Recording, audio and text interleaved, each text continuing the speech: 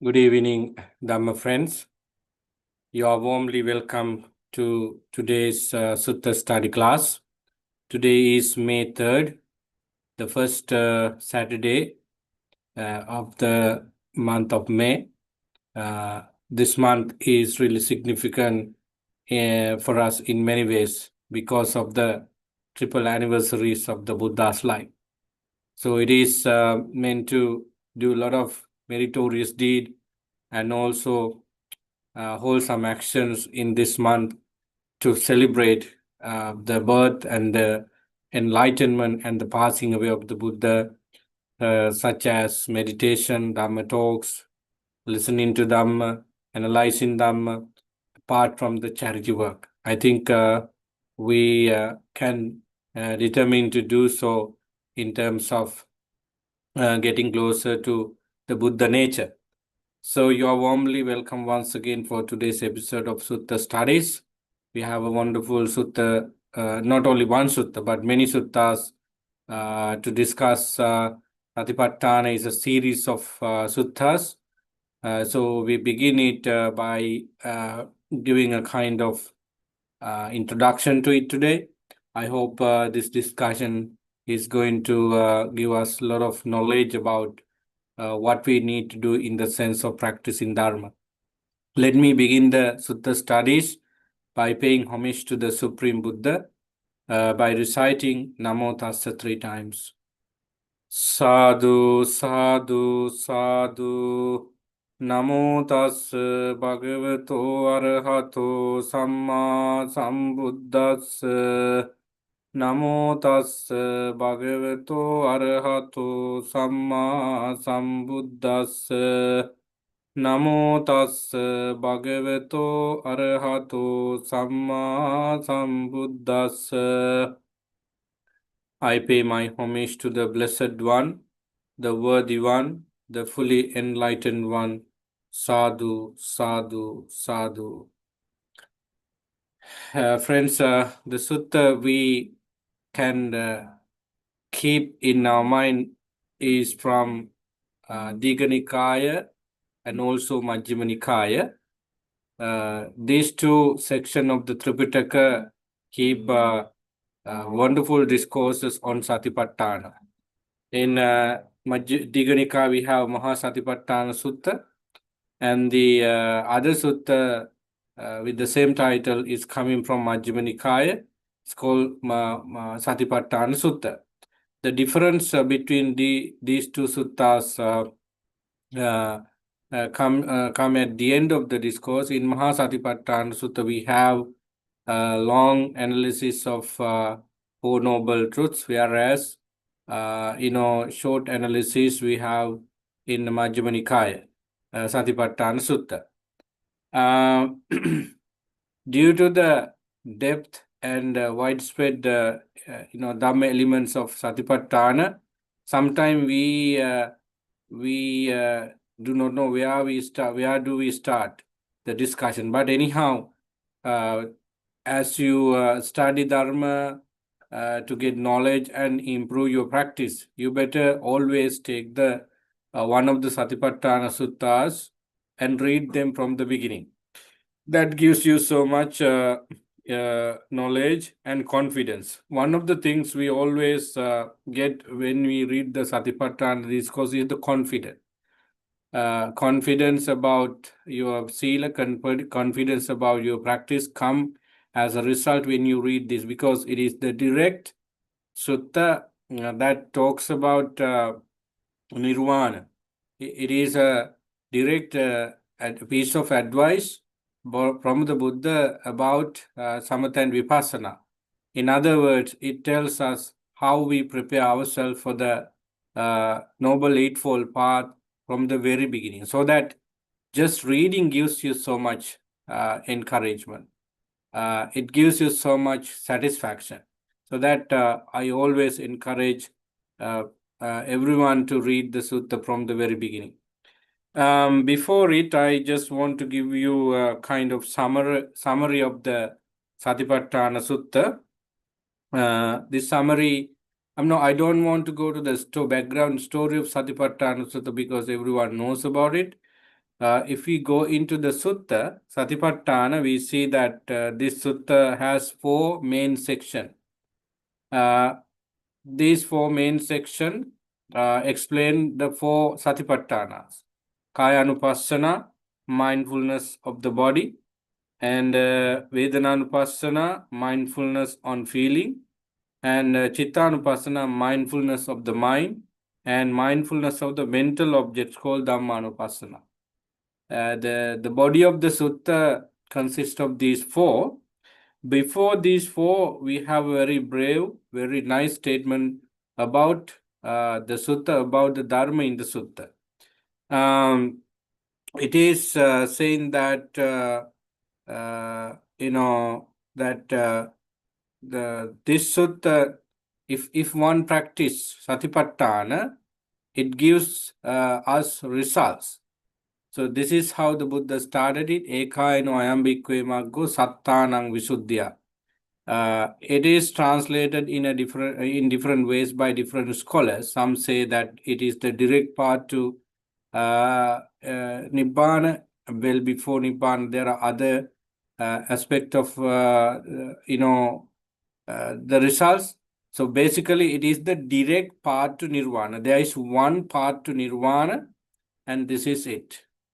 So this is how some people translate it. If you reach to the Pali version, it says Ekayano ayang bhikkhave maggo sattanang visuddhya.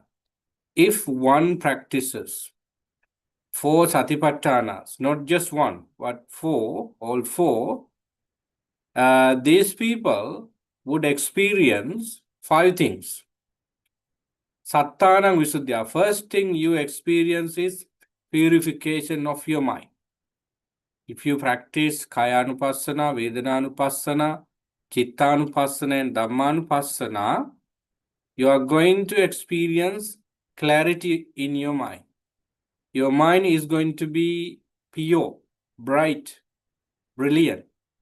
It is going to be out of defilements. So Visuddhya. Soga Paridhavanang Samatikkamaya. The sorrow, lamentation, these are some of those unwholesomeness we experience. Because of this sorrow and lamentation, we suffer a lot in our life. So when you practice Satipatthana in full form, you are going to let them go off from your mind. So that is the second result or experience you can get. Then Dukkha Domanassanang Attangamaya.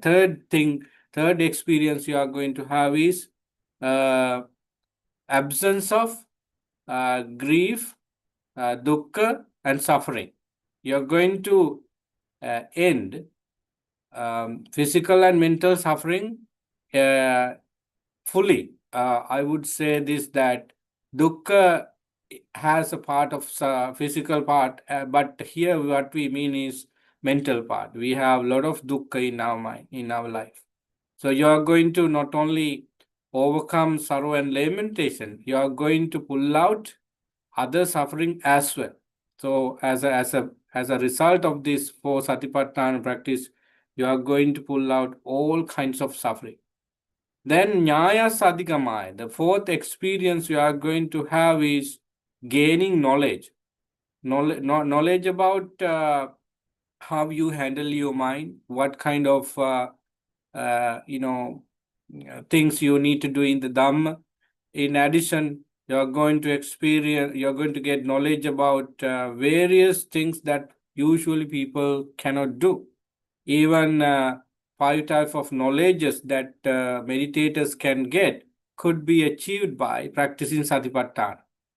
And most importantly, your knowledge is improving about the Noble Eightfold Path and 4 Noble Truths. So you are going to get that kind of knowledges by practicing 4 foundation of mindfulness called Satipatthana. And the last experience you get is Nirvana, Nibbanasa Satchikriyaya. So when you practice 4 Satipatthanas fully, the Nibbana is achieved. According to the last paragraph of the Mahasatipatthana Sutta, you suppose you do not practice Satipatthana in a rigorous form, so your attainment to Nibbana would be in 7 years. But if the practice is done in a extensive way, you will get the nirvana soon. Minimum days is 7. So that kind of statement is found in the discourse, just because this practice is a direct remedy for all kinds of mental illnesses.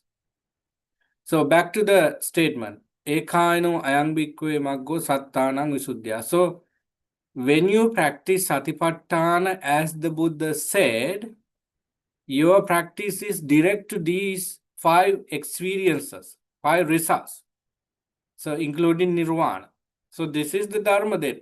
This could include sila, samadhi, and panya then, because if this practice gives us nirvana and beforehand other experiences, it could include sila, samadhi, and panya. You would be able to experience 37 factors of enlightenment. So that is how we can think of this statement. So this is coming before the explanations to 4 foundation of mindfulness. We are still in the summary. So when you go into Kayanupassana, you see several sections. They are all meditative objects, in other words. No, they are not only dharma that explain the core principles of the Buddha's teaching. It tells you how you deal with your body, because it is Kayanupassana. In average thinking, or in worldly thinking, we keep this body as a beautiful object. Of course, it is decorated, it is kept well with so many things, and a lot of people should do that, because that is the way the society appreciates. But when you come to the reverse order, which means going against the current of the society, Patisotagami, you have to consider the body as an object of mental cultivation.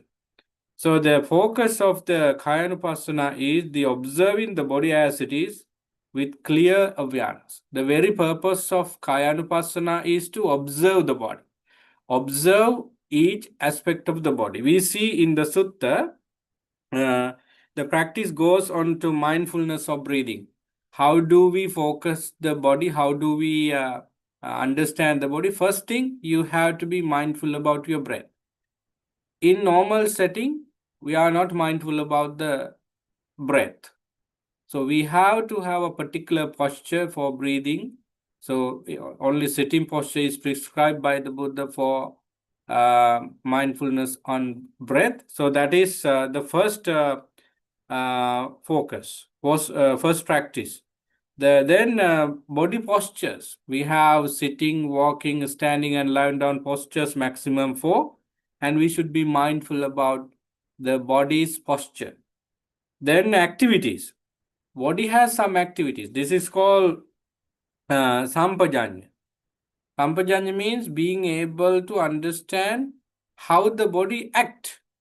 In other words, this is called situational awareness. The body change its postures, situations. Sometimes we eat, sometimes we talk, sometimes we turn around and go, and then we sit down and we cook, and we go to we go for shopping, and we are sometime stay in silence. So there are a number of situations that this body takes in. So being able to be mindful about these situations, called sampajanya, is another practice within the Kayanupassana. Then body parts. This body has 32 in maximum.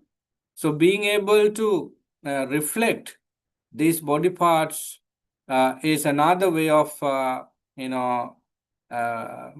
practicing mindfulness with regard to the body. Then we have elements. The body categorized into 2 elements. Patavi, solidity and cohesion, the watery nature. Other than this, we don't find anything else. The air and heat are a type of production based on the first two. So when you analyze the body parts, we have 20 body parts related to solidity, and then next 12 is related to the second element, cohesion. Then last category of the Kayanupassana is the part of the dead body. It's called corpse contemplation. So these are the practices, mindfulness training with regard to the body.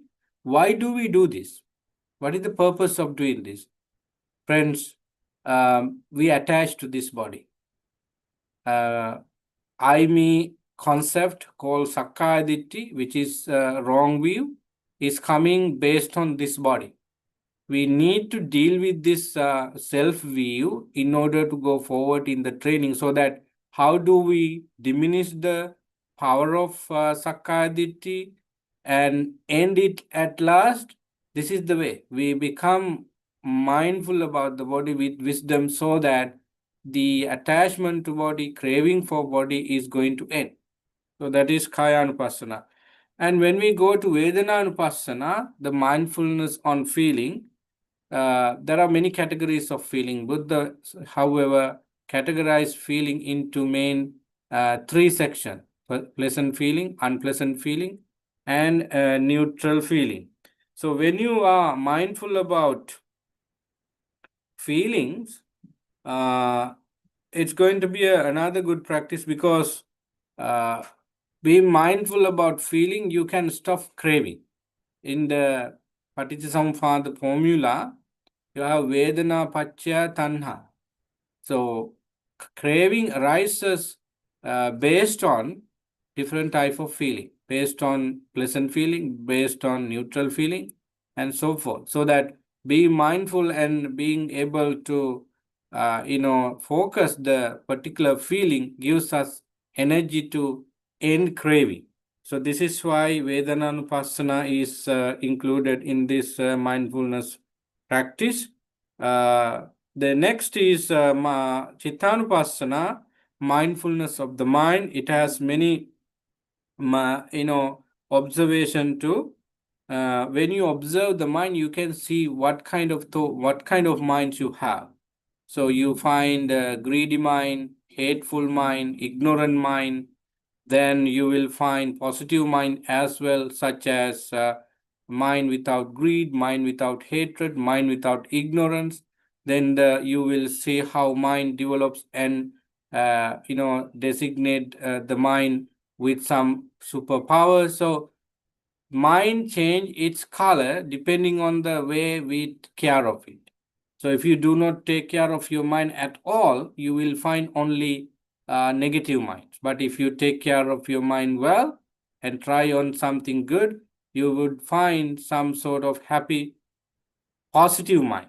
So the Buddha categorized the mind into various sections, and being able to those mind is called Chittanupassana, and it is one of the integral practice of the teaching, because whatever you do is about mind, right? Sila, when you practice Sila, morality, it depends on how you control your mind. When you practice Samadhi, of course, you develop Samadhi in your mind, and wisdom arises in your mind. So the mind is a vessel, and you have to keep it clean and clear, and have some beautiful things in it, just to make your mind stronger. If your mind is if your mind has those negative things, it's going to be weak, it's going to be dull, it's going to be something negative.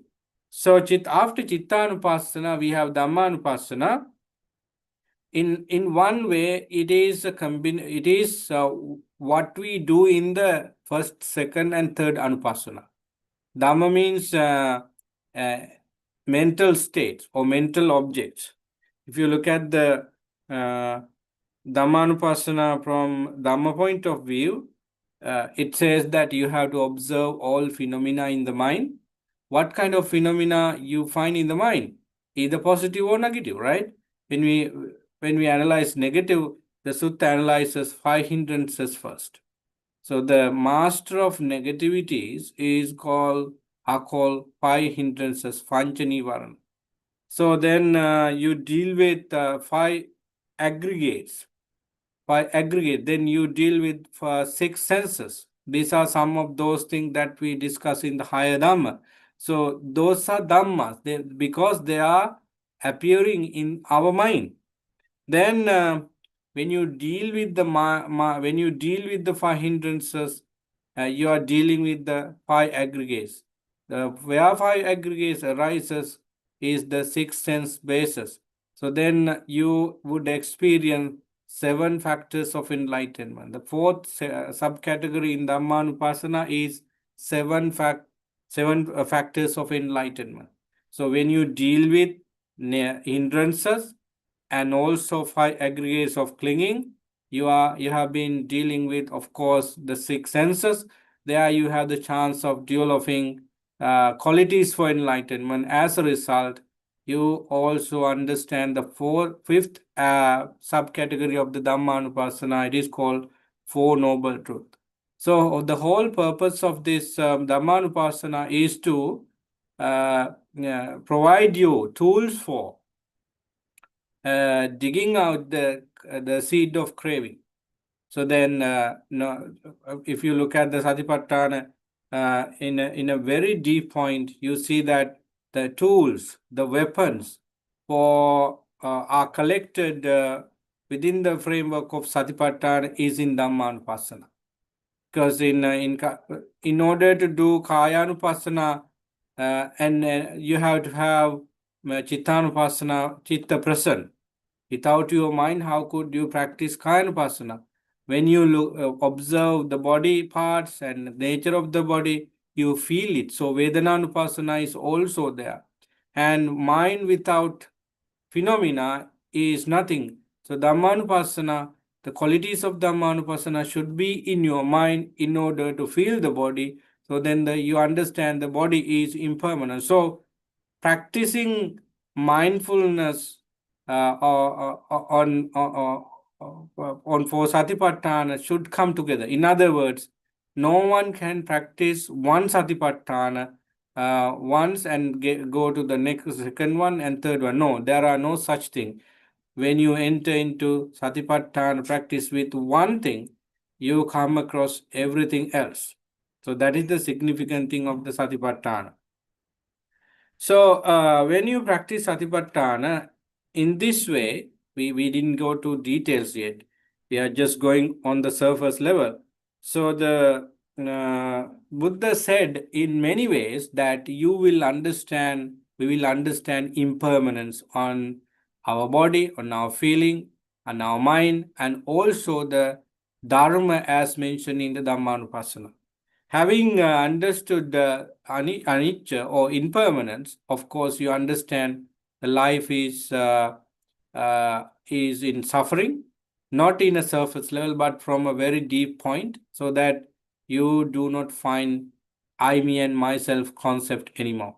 So basically, with clear understanding, you are having this your achievement, so that practitioner of Satipatthana definitely experience nirvana or part of nirvana as a result of this Satipatthana practice. So this is the summary of the Satipatthana. I urge everyone here in this group to be mindful about Satipatthana Sutta. Try your best to have the map of the Satipatthana. I know it is difficult to keep each word in your mind because it's too long. But how about keeping the skeleton of Satipatthana? That could be done. Like I said, the Buddha explained why Satipatthana is there. So he said that Eka, ambiguous, there is a direct path for purification of beings and overcoming sorrow and lamentation, and so forth. And then what are the four satipatthanas? Kayanupassana, Vedananupassana, Chittanupassana, Dhammanupassana. And then what are the subcategories of each anupassana? Then when one practices these satipatthana, they are going to attain nirvana. So it would be easy if you, excuse me, it would be easy to remember the Satipatthana, main point of Satipatthana or skeleton of Satipatthana Sutta if you pay attention to the Sutta in that manner. So try your best to do so. So long you keep that in mind, the better concentration come to you because you practice it not only at the temple on the cushion, but also any time, any given time you can think of. So that this shouldn't be a particular table and cushion topics for discussion. It is a widespread practice in each action of our life. The Satipatthana practice is highlighted in other discourses very much. If you go to Anapanasati, the mindfulness on in and out breathing discourse, you see that the Buddha explained the development of Satipatthana reached to completion of four foundation of mindfulness, four Satipatthana. In other words, the Buddha said clearly in Anapanasati Sutta that the culmination of 16 steps of Anapanasati brings you the culmination or completion of four Satipatthana. Then when you complete the four Satipatthana, you are going to complete the seven factors of enlightenment, the Noble Eightfold Path. So then we know the Noble Eightfold Path is the direct path to realization of Nirvana. That means you are gaining the seven factors of enlightenment. So in Samyutta Nikaya, we come across Satipatthana Samyutta, and elsewhere in Anguttara Nikaya and other Nikayas, we have a lot of explanation about Satipatthana because this is very, very important. Now, the other thing I want to add here is the two types of meditation, Samatha Bhavana and Vipassana Bhavana. Often people talk about these two as separate practices. No, friends. During the time of the Buddha, even after the Buddha for many years, we don't see the Sangha categorized or divide meditation into Samatha and Vipassana. That was not a huge discussion because both aspects should be practiced by each and every one of us. Samatha, when you practice Samatha, you take a longer period to handle your mind, control your mind, and develop your mind on noble qualities. So when you do that for a certain period of time, you would find easy to practice Vipassana, means practicing the real nature. So depending on people and their skills, people either take the Samatha technique for a long time and enter into Vipassana. Some people take Vipassana as their object at the of meditation and continue their practice, and they gain Samadhi as well. So practicing both together is also a technique. So I wanted to tell you this, that Satipatthana Sutta, wherever Satipatthana is taught by the Buddha, it is not only a Samatha meditation or a Vipassana meditation, it teaches us both. That is the thing you need to remember. Satipatthana practice gives you a Samadhi and also, Panya, wisdom. So that this is a very wonderful sutta from the Buddha about practical, experiences on Dhamma.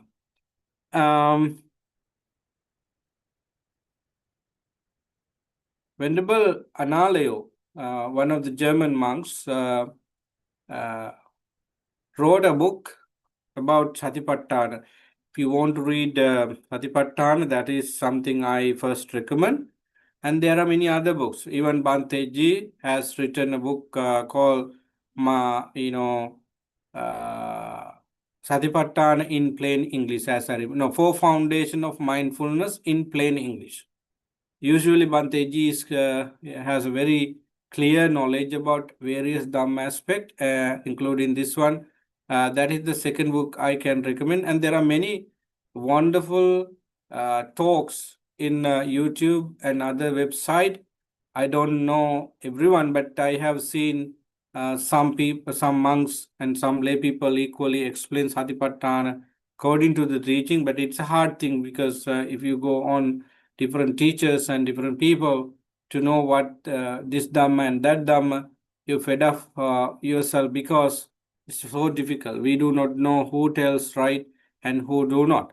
Anyhow, better you go to the direct Sutta, either Pali version or English translation, so that you can know whether the translation is good or bad. Because you are not first listeners to the Buddha's teaching. You have been dealing with the Buddha's teaching for a long time, so that you sense what is good and what is right. So better you read the Pali version or English version, Satipatthana Sutta. It's too long. However, reading the sutta from the beginning to the end carefully gives you kind of discipline to stay there and get more. A lot of people cannot read long, writing because they do not have patience. They have a lot of works to do during the day and at night, so that they cannot read something important for even 10 minutes. But anyhow, this is significant and very important for you. Read the discourse so that you can easily get the direct message from the Buddha without any bias. In this sutta, there are so many important statements. After each section, you come across this this line. I would read this. So after breathing section, after mindfulness on breathing section of the sutta, this is the first one. At the end of that section, we find this line. Thus he lives, he means every one of us who practice Satipatthana, that he lives contemplating the body in the body internally and externally and both ways. And then he lives contemplating origination factors in the body, and he lives contemplating dissolution in the body. Then both origin and dissolution. And then his mindfulness is established with the thought the body exists to the extent necessary just for knowledge and mindfulness. So when you practice mindfulness on breathing in the section of Kayanupassana, you are going to get that peaceful state of mind. Okay, so there you see that this body, you analyze the body internally and externally, both internally and externally. Then you see the rising and passing of the body. Having analyzed the body in this way, you come to a conclusion that this body is only a physical body. You don't call it now, it is my body, it is me, and so forth. So because you have understood that the body has different categories and it is made by elements, it is subject to decay, death could happen at any time. So everything has come to your mind positively, so that now you understand this body is not I, me, and myself. It is a body, depends on food, depends on shelter, and various other things. Therefore, you use the body anisitocha viharati, without attachment. When you understand the body is only a body, not me and myself, you definitely use the body without I, me, and myself concept. As a result, his mind goes away from attachment. Nachakinchi loke upadede. In this body, there is nothing to attach. So the attachment is weakening, and then he lives without attachment. And the Buddha said, this is how you practice kaya anupassana with regard to breathing. Friends, likewise, after each section of kaya anupassana, vedana anupassana, chitta anupassana, dhamma anupassana, you are reminded with that big message. So there is no person in this body, but there is a body, and it is taken not I, me, and myself, because you are done with that, so that you are going to be away from attachment. This is the very statement we find after each section of Satipatthana. So Satipatthana Sutta is therefore one of the well written Dharma message. In other words, Buddha's supremacy as a teacher is shown with this kind of discourses. So we can see the introduction to the sutta, then we can see the main points of the Buddha, then what we focus in the sutta is also there, and why we do this is also there. Then each point has been explained to the highest. And finally, the Buddha takes the readers or listeners to Satipatthana, is taking the nirvana. In other words, Buddha show the direct map and a destination also in that. So therefore, we confirm ourselves that the Buddha is supremely enlightened, and he absorbed each kind of dhamma, and there is no comparison for him. So when you read the sutta and understand it very well, your devotion is about the Buddha is going to develop, because we see how great the Buddha is. So these are some of the highlights and also important information about Satipatthana. Of course, we need to go to details of each anupassana, so that we would definitely refresh our mind on Dhamma knowledge. I don't know how long we can do it today. So now we have spent 40 minutes in this discussion.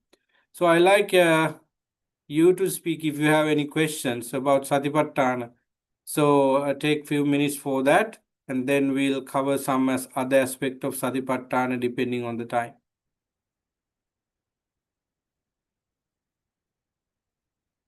Do you have anything to say about Satipatthana? Do you feel that that you practice Satipatthana? Can you say that there are Satipatthana training I take, and this is how it is?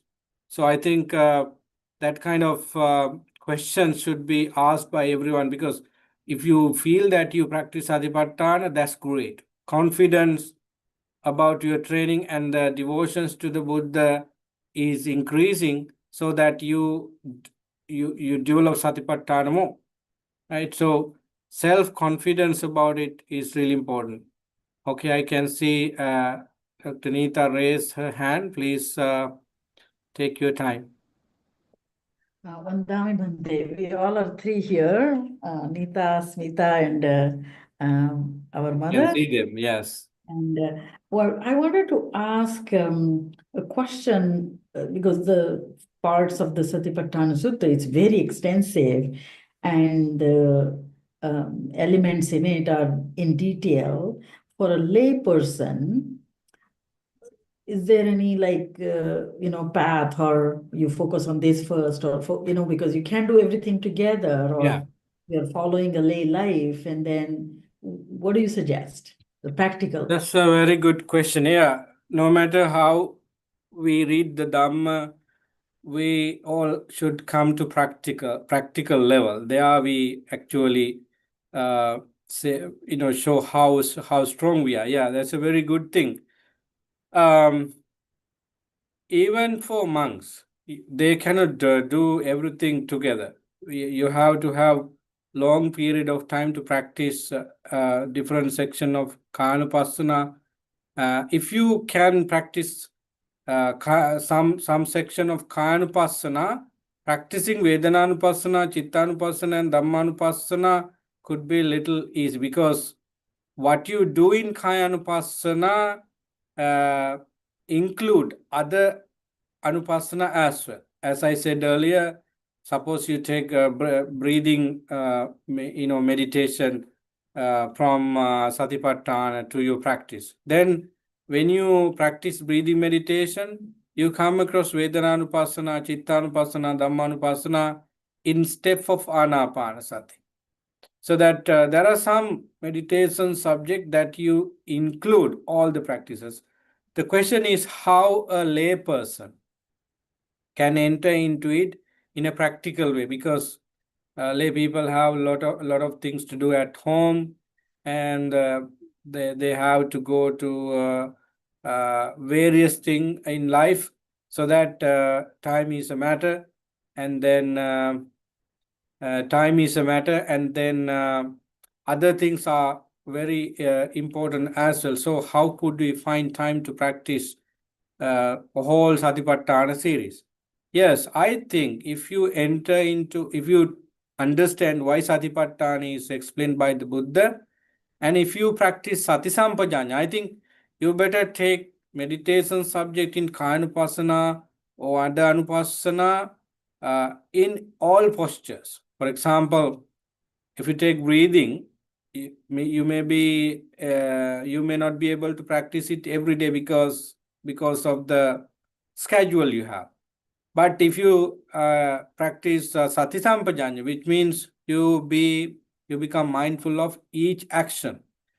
It doesn't mean that you can be mindful of each action, but try your best to be mindful of certain behaviors, certain practices during the day. For example, you go to bathroom, and instead of thinking of your office work and work at home, so you become mindful about what you do in the washroom. And then you go to the kitchen and there is no one. All the family members discuss that this day of the week we cook without talking at all. So you become mindful about cutting vegetables, putting them into baskets, and then cooking rice and eating. So likewise, we can have model practices on Sati Sampajanya in different location and occasion of our day-to-day life. So that gives a kind of boost for people, because once you do one activity without breaking your mindfulness, there's a kind of satisfaction coming in your mind, because you feel that you did something great. So for lay people, one suggestion I made is picking up some meditation that you do not need a particular posture. Sati Sampajanya, situational awareness, and elements meditation. So yeah, we can do it by sitting, but we can do a great deal of that practice even in walking, in talking, because we analyze everything as elements. Suppose you are in the meeting, your colleague is giving a presentation, and you and your colleagues are sitting, and so you quickly think that, oh, all these people are made by four elements like me. And what I see, the computers, the walls, the ceiling, the chairs, the mic, the water, they are all the primary conditions of all of this is four elements. So they are subject to decay. So then, you see, now you, whether you are a layperson or a monk, you have been practicing Satipatthana with the elements as a subject in your mind. So I think that's why I think we better take some meditation subjects that you do not need a particular posture. You can practice it any posture. That is the thing I can say. In other words, We somehow keep ourselves on the training with sila, with shraddha. So whatever you do in the name of teaching, you also doing kind of satipatthana, because shraddha, the basic such things in the training is also included in satipatthana. So without Buddha, you consider the Buddha dharma is right. So this Satipatthana Sutta is explained by the Buddha, and it is called Dharma. So I have so much respect on the Buddha, Dhamma, and Sangha. That's why I'm here. So that boosts your energy, spiritual energy. So in order for you to practice Satipatthana, one way to enter into it is keeping your good qualities always. It is also also you lead into Satipatthana. The other thing is listening to Satipatthana speeches or reading Satipatthana, articles, interpretation Satipatthana. As I said, I do not know how to recommend everything, but one or two books you can select and read. That also help people to hang on, enter into Satipatthana and hanging around it. I won't say that develops lot of things from it, but in order to keep our momentum on Satipatthana, you can do it. So these are some of the uh, tips of successful Satipatthana. I would add, I think then the lay people, if you practice one thing at every day, it gives you energy, it gives you opportunities to practice other Satipatthana, because that is how the Dhamma act. That is how the Dhamma gives us results. So long you keep one practice, and it gives you opening for other practices. Okay, any other thing? Thank you, Bante. Sadhu, sadhu. Yeah. I didn't say many things, because I could have told you that association of Kalyana Mitra is key for Satipatthana practice for both monks and nuns and lay people. And then I told you frequent Dhamma listening, reading, that is included. Then, of course, Yoniso Manasikara, wise thinking should always be there in us in order to practice Satipatthana. Without wise thinking, you cannot do anything at all in the training. So keeping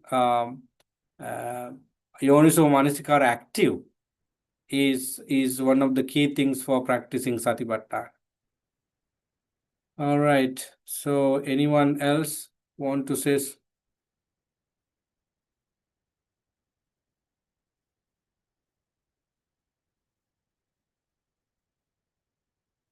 Which meditation subject you prefer from this list of meditation? We see breathing meditation, and then elements, then postures. We had the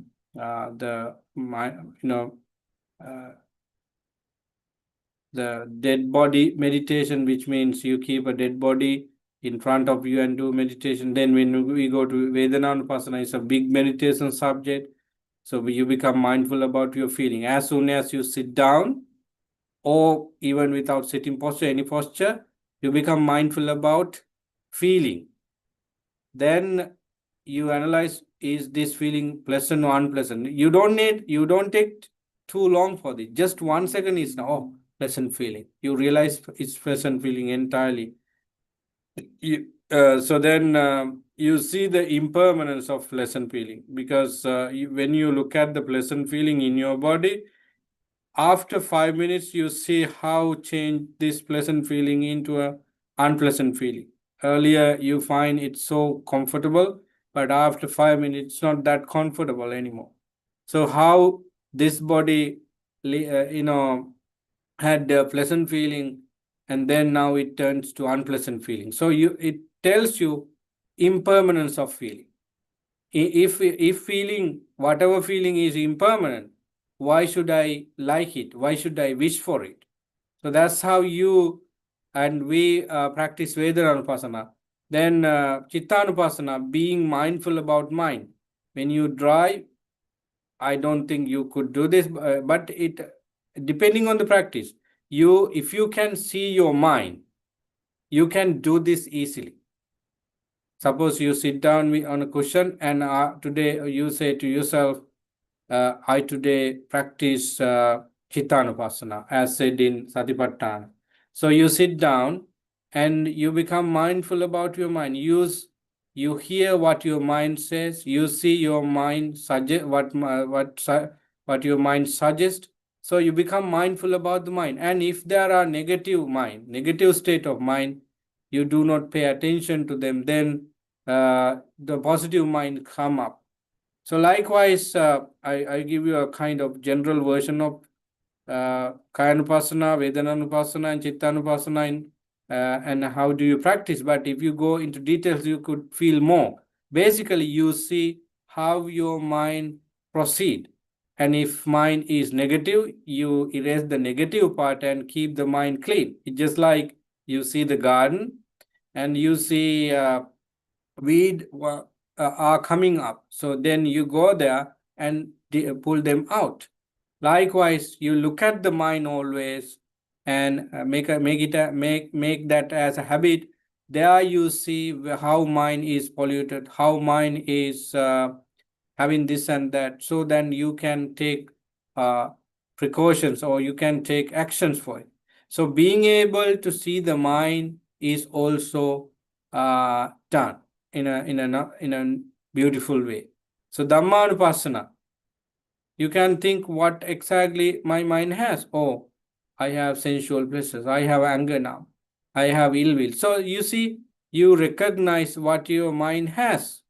Then it is a very good meditation, right? So when we come to practical aspect of meditation, Satipatthana, we can create a lot of opportunities or model about Satipatthana series without damaging to the core teaching. Okay, any other things?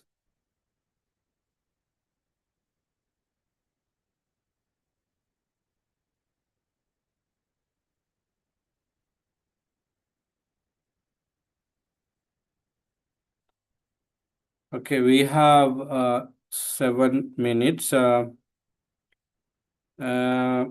would like to go into one of the meditation emphasized here. Let's go to